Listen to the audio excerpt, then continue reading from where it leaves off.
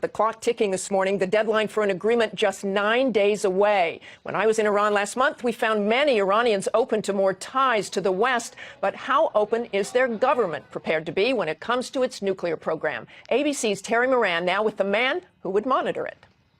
President Obama sending a greeting to the people of Iran this week on the Persian New Year. Nowruz Mubarak.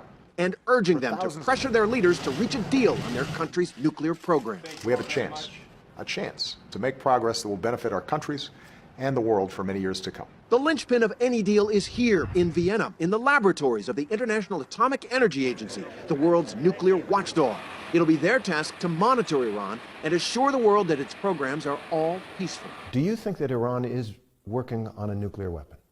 We have never said that Iran has a nuclear weapon program or nuclear weapons. What we said is that we have information. So Iran has to clarify the information. Yukiya Amano is Director General of the IAEA. You don't know what you don't know. That's exactly the case. In the labs, the tools of the nuclear inspection trade are developed and tested. These are the latest generation cameras that they install in nuclear facilities around the world.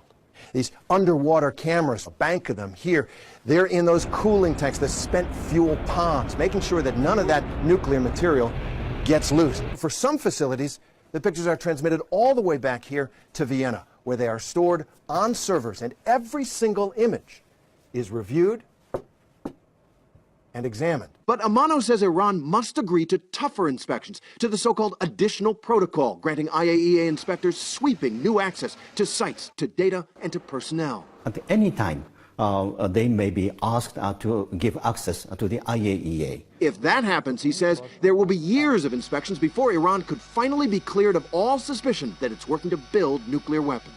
Any deal that's reached is really just the first step. Exactly. A deal needs to be reached, but more importantly, it should be implemented. For years, Iran has been playing a cat-and-mouse game with the IAEA, and the real question now for Iran's leaders is, will they stop playing that game and once and for all, come clean? For this week, Terry Moran, ABC News, Vienna. Something we will all be watching thanks to Terry.